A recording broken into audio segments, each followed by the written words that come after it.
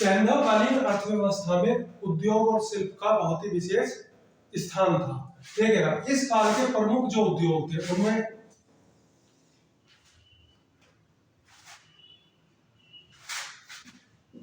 सूती वस्त्र निर्माण, मूर्ति निर्माण, आभूषण और बर्तन, मनका निर्माण, मृदभांड और स्थापत्य,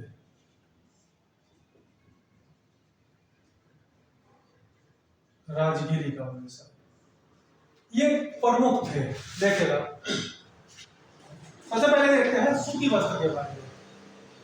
हम जानते हैं कि हड़प्पा या सैंधव विभिन्न साइट से कपास के पर्याप्त साक्ष्य हमें प्राप्त होते हैं, तो सूती वस्त्र निर्माण एक आसान उद्योग जो था इनके लिए था।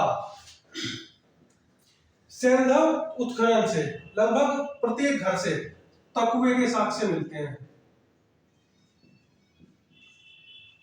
ये 2 मुंह और 2 छेद और 3 छेद वाले तकुए जो है लगभग घर घर से प्राप्त हुए हैं, जिनका निर्माण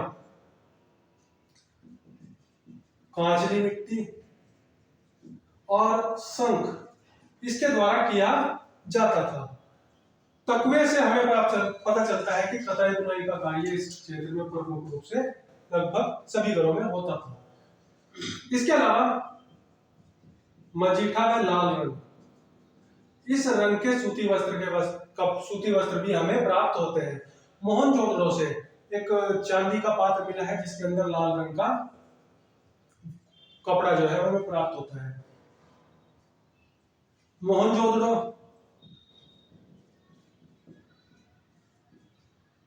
हड़प्पा, यहां से सूती वस्त्र के साथ साथ धागे, सूती धागे के जो है हमें प्राप्त होते हैं अवशेष। कालीबंगा राजस्थान में एक साइट है, यहां से हमें एक उस्तरा मिला है जो सूती वस्त्र में लिपटा हुआ है। लोथल, आलमगीरपुर, ये भी कुछ प्रमुख साइट है जहां से सूती वस्त्र के साक्ष्य प्राप्त होते हैं। इस काल के लोग कढ़ाई का प्रयोग भी करते थे। मोहनजोदड़ो से योगी की मूर्ति हमें जो प्राप्त हुई है उसने एक सोल ओढ़ा हुआ है जिस पर तिब्बतीय अलंकरण किया गया है, जिसे पता चलता है कि लोग कढ़ाई के बारे में भी जानते थे। तो कताई बुनाई और कढ़ाई इस काल के प्रमुख उद्योग में सम्मिलित थे। इसके बाद हम देखते हैं मूर्ति कला। विभिन्न हड़प्पन साइट से अनेक मूर्तियां मिली हैं जो धातु, प्रस्तर और मिट्टी, इन तीनों से ही बने होते थे। देखिए, इस काल में जो मूर्ति हमें मिली है, हम जानते हैं कि सिंधु सभ्यता को कांस्य युगीन सभ्यता कहते हैं। तो कांस्य से निर्मित मूर्तियां जो है वो मिलती है। कांस्य एक मिश्र धातु है, यानी हमें इससे पता चलता है कि ये लोग 2 धातुओं को मिलाकर एक नई धातु बनाने की कला को भी सीख गए थे। कांस्य जो है ये तांबा और टिन इससे मिलकर बना होता है। इस समय के जो कांस्य जो प्राप्त होता है उसकी विशेषता ये थी कि उसमें टिन की मात्रा अपेक्षाकृत कम थी अनुपात में, क्योंकि तांबा अधिक अनुपात में प्राप्त होता था। उसका कारण ये माना जाता है कि संभवतः इस क्षेत्र में टिन जो था वो बहुतायत में प्राप्त नहीं होता था। संभवतः बिहार के हजारीबाग से टिन की प्राप्ति होती थी। इसके अलावा जो टिन था वो विदेशों से आयात किया जाता था, इसलिए इस क्षेत्र में जो कांस्य मिला है उसमें तांबे की मात्रा अनुपातिक रूप से अधिक थी। इसके अलावा इस काल ये जो तांबा था ये खेतड़ी, राजस्थान के झुंझुनू में खेतड़ी की खानें मिलती हैं जैसे तांबा जो था वो प्राप्त किया जाता था। खेतड़ी से प्राप्त तांबे की खासियत ये थी कि इसमें आर्सेनिक और निकेल इसकी मात्रा पाई जाती है। तो जबकि लोथल यहां से जो तांबा मिला है उसमें आर्सेनिक और निकेल नहीं पाया जाता है। तो खेतड़ी से ये लोग तांबा लेते थे और टीन इन्हें क्योंकि विदेश से मंगाना पड़ता था तो कम मात्रा में लाकर कांस्य जो था उसका निर्माण करते थे और कांस्य, तांबा और टीन वगैरह से ये मूर्तियां बनाते थे, पत्थर से मूर्ति का निर्माण करते थे और मिट्टी की मूर्तियों का निर्माण भी खिलौनों के रूप में किया जाता था। इसके अलावा आभूषण निर्माण, आभूषण और मन का आदि ये जो थे ये सोने, चांदी, जर्ड, जैस्पर, कार्नेलियन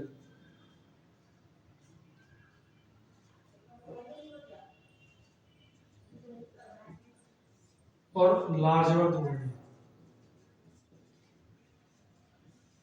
आभूषण निर्माण में इनका प्रयोग किया जाता था।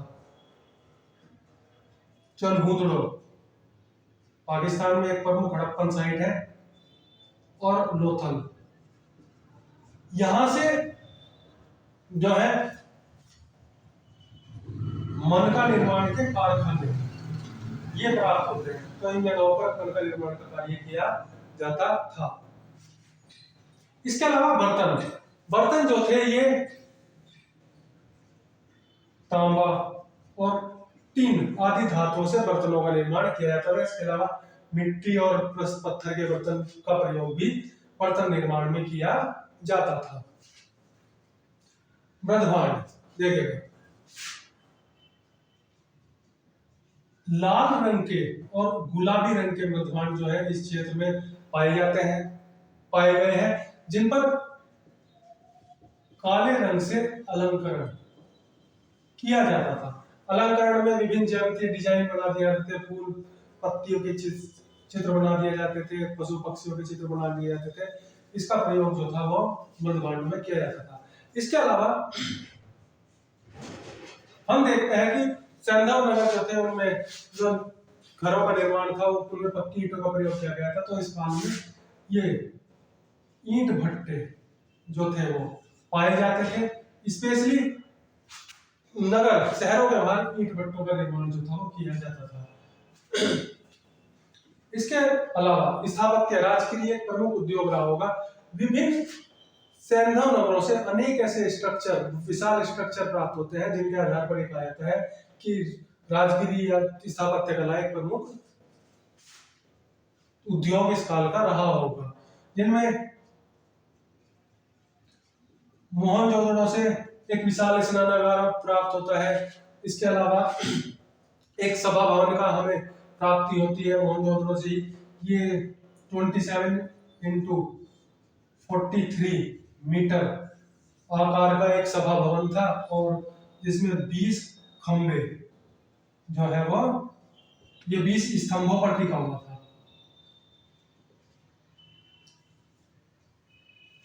इसके अलावा हम जब नगर योजना को देखते हैं तो मकानों का स्ट्रक्चर था, 2 मंजिले मकान थे, सभी मकानों का जो था एक तरह का था। लोथल से हमें गोदीपाड़ा मिलता है, धौलावीरा से एक स्टेडियम की प्राप्ति होती है। तो इस प्रकार माना जाता है कि इस काल में राजगिरी या स्थापत्य कला एक प्रमुख उद्योग के रूप में प्राप्त होता था। इसके अलावा मृदभांड में चाक, कुम्हार जो चाक का इस्तेमाल करते हैं उसका प्रयोग बहुत है किया जाता था। तो ये इस काल के प्रमुख उद्योग थे। इसके बाद हम देखते हैं सैंधवकालीन व्यापार। सैंधवकालीन व्यापार जो था इसे हम 2 भागों में बांट सकते हैं, एक आंतरिक व्यापार और एक विदेशी व्यापार। आंतरिक व्यापार को भी 2 भागों में बांट सकते हैं, स्थल मार्ग से होने वाला व्यापार और जल मार्ग से।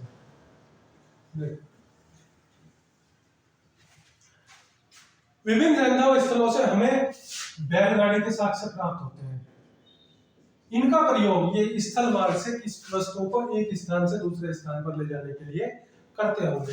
जबकि हमने देखा है कि विभिन्न सैंधव स्थलों से अन्नगार की, और ये अन्नगार जो थे ये नदियों के किनारे होते थे। तो संभवतः ये नदियों के किनारे इसलिए बनाया जाता था कि क्योंकि नदी मार्ग के सहारे एक स्थान से दूसरे स्थान पर वस्तुओं को लाया और ले जाया जा सके। तो इस काल में जो था वो स्थल मार्ग और जल मार्ग दोनों से ही व्यापार किया जाता था। इन्हें पहिए, बैलगाड़ी के पहिए की जानकारी थी, लेकिन यह पहिया जो था ठोस हुआ करता था, यानी इसमें तीलियां नहीं पाई जाती थी। ठोस पहिए बना लिए जाते थे और इनके माध्यम से व्यापार किया करते थे। देखिएगा, व्यापार की अगर हम बात करें तो इस काल का जो व्यापार था वो वस्तु विनिमय पर आधारित था। वस्तु विनिमय मतलब एक चीज आपने ली, उसके बदले में कोई दूसरी चीज दे दी। इस समय सिक्कों, जो ऐसे कि आजकल मुद्रा जो चलती है, उसके जानकारी लोगों को या उसका प्रचलन इस समय नहीं था, तो व्यापार जो था वो वस्तु विनिमय के माध्यम से ही हुआ करता था। विभिन्न गांवों से खाने पीने की चीजें जो थी वो लोग शहरों में लेकर जाते थे और वहां से वस्त्र, आभूषण, मूर्ति, मृदभांड वगैरह वगैरह जो चीजें थी उसके बदले देकर वो चीज खरीद कर वो गांव में ले आते थे। तो इस प्रकार ये व्यापार चलता था। जलमार्ग, नाव के साथ से हड़प्पा, मोहनजोदड़ो आदि से जो प्राप्त हमें चित्र प्राप्त होते हैं उनमें नाव के चित्र हमें मिलते हैं। इसके अलावा लोथल से हमें गोदीबाड़ा और एक जलियान का चित्र भी लोथल से हमें प्राप्त होता है, जिसके आधार पर हम अनुमान लगाते हैं कि हाँ, जलमार्ग का प्रयोग ये किया करते थे। विदेशी व्यापार की बात करें तो देखिएगा, इस काल का विदेश व्यापार जो था वो काफी समृद्ध था। विदेश में मेसोपोटामिया, वर्तमान जो इराक है इसका पुराना नाम मेसोपोटामिया था, बहरीन, मिस्र, सुमेरिया, ओमान, फारस आदि देशों के साथ इनके विकसित व्यापारिक संबंध थे। विदेश व्यापार आंतरिक मार्ग की तरह ही थल और जल दोनों मार्गों से होता था। जो थल मार्ग था, इससे हमें पता चलता है कि अफगानिस्तान में सुरतुगुई ये एक जगह है, अफगानिस्तान में ये मेसोपोटामिया और सिंधु क्षेत्र के बीच व्यापार में मध्यस्थ का कार्य करता था। देखिए, इसके अलावा जैसे मैंने आपको बताया, लोथल से हमें एक गोदीबाड़ा, जहां पर जहाज आकर रुकते हैं, गोदीबाड़ा यानी बंदरगाह के साथ से मिलते हैं, यहां से ही एक जलियान का चित्र भी मिलता है। तो इससे साक्षर अनुमान लगाते हैं कि यहाँ इसके सहारे ये दूसरे देशों में जाकर व्यापार करते होंगे। सिंधु क्षेत्र, इसके अलावा एक चीज और देख लीजिएगा, मेसोपोटामिया से एक लिखित साक्ष्य मिला है जिसमें बताया गया है कि मेसोपोटामिया के व्यापारिक संबंध जो थे वो भिलमुन, मगन और मेलुआ इन क्षेत्रों के साथ थे। भिलमुन जो है इसे बहरीन देश माना गया है। इसी साथ ही ढिलमुन को मेलुआ और मेसोपोटामिया के बीच मध्यस्थ, व्यापारिक मध्यस्थ के रूप में भी जाना गया है।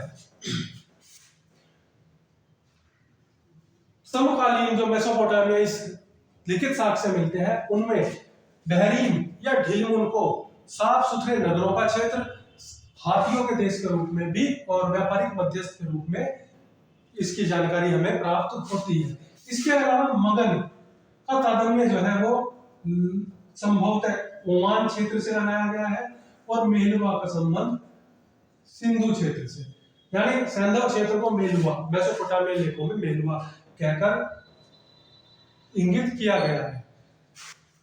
और सिंधु और मेसोपोटामिया के बीच ढिलमुन जो था वो, ढिलमुन यानी बहरीन, मध्यस्थ, व्यापारिक मध्यस्थ के रूप में कार्य किया करता था। यहाँ से जहाज जो थे वो ढिलमुन पहुंचते थे और वहां जाकर व्यापारी अपने सामान को भेजते थे और वहां से उधर से मेसोपोटामिया के लोग ढिलमुन आते थे और वो सामान खरीदकर वापस चले जाते थे। विभिन्न सैन्य स्थलों से और विदेशों से प्राप्त कुछ चीजों से हम इस चीज का अनुमान लगाते हैं कि इन देशों के बीच आपस में संबंध रहे होंगे। जैसे हमने अभी बात की थी कि भारत में जो तांबा प्राप्त होता है उसमें आर्सेनिक और निकिल की मात्रा जो थी वो अधिक अधिक मात्रा में पाया जाता था। लेकिन लोथल से हमें जो तांबा मिला है उसमें आर्सेनिक और निकेल की मात्रा नहीं पाई जाती। संभवतः ऐसा माना जाता है कि इस प्रकार का तांबा जो था वो ओमान से आयात करके मंगाया जाता होगा, यानी लोथल से जो तांबा हमें प्राप्त हुआ है वो ओमान से लाया गया होगा। इसके अलावा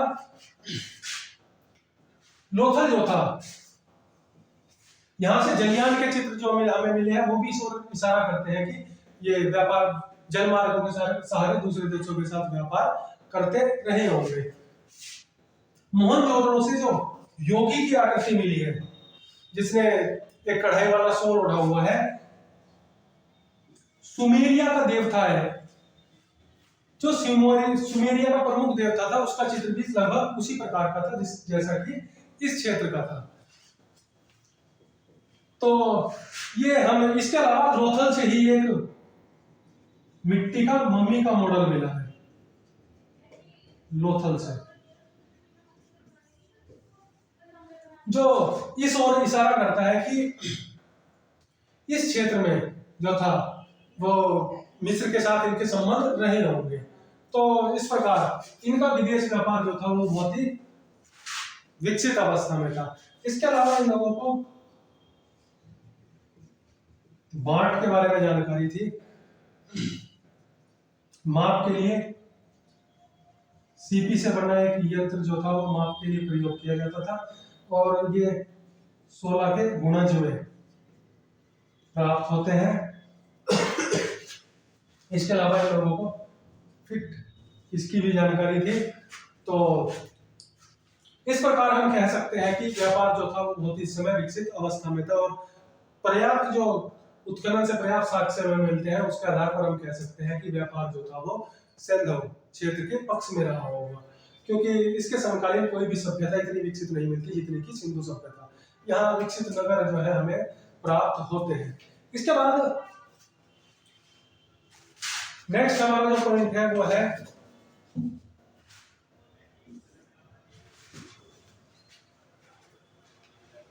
सिंधु कालीन प्रशासन। देखिएगा इस काल का प्रशासन या राजनीतिक स्ट्रक्चर किस प्रकार का था। देखिए, क्योंकि इस काल के लिखित साक्ष्य हमें प्राप्त नहीं हुए हैं, तो लिखित साक्ष्य प्राप्त होते हैं लेकिन उन्हें पढ़ा नहीं गया है, तो कुछ भी स्पष्ट इस राजनीतिक सिस्टम के बारे में कहना जो है वो संभव नहीं हो पाया। इसके अलावा जो उत्खनन से अभिलेख से या उत्खनन से पुरातात्विक साक्ष्य हमें प्राप्त होते हैं वो भी इतनी ज्यादा मात्रा में नहीं मिलते कि जिसके आधार पर कुछ निर्धारित किया जा सके कि इस समय का प्रशासनिक स्ट्रक्चर कैसा रहा होगा। लेकिन कुछ उत्खनन से चीजें प्राप्त होती है जिनके आधार पर थोड़ी सी जो हमें प्रकाश जो है वो राजनीतिक या प्रशासनिक स्ट्रक्चर पर पड़ता है, जैसे कि नगर योजना। हम जानते हैं कि सिंधु सभ्यता में पश्चिमी जो टीला था वो ऊंचाई पर होता था और ये बुर्जीकृत किया गया था। इस आधार पर माना जाता है कि संभवतः इस क्षेत्र में राजनीतिक लोग या प्रशासन चलाने वाले लोग जो थे, अधिकारी और राजन्य वर्ग, इस क्षेत्र में निवास करते होंगे।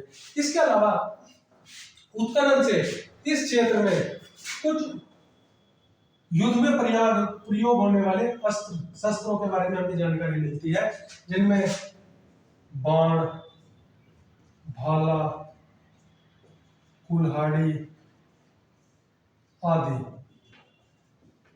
ये क्योंकि इनमें लोहे की जानकारी नहीं थी तो इनके निर्माण में कांस्य और तांबे का प्रयोग होता था।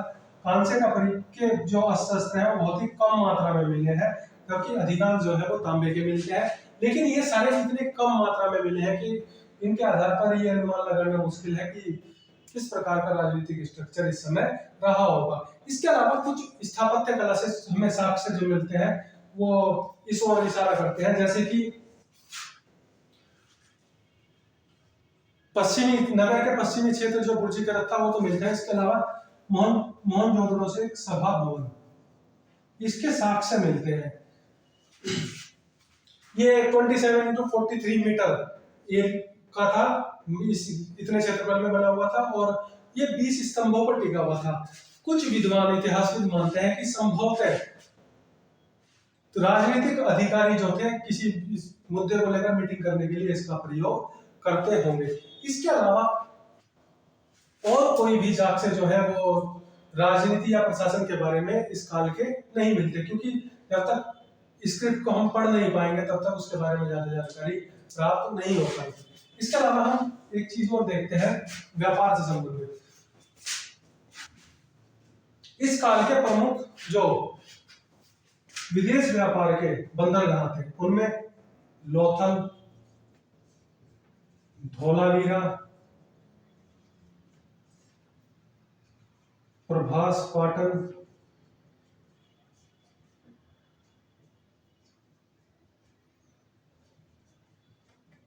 सुतकांगेडोर, सोतका कोहो आदि ये प्रमुख बंदरगाह नगर थे जहां से विदेश व्यापार हुआ करता था। धन्यवाद।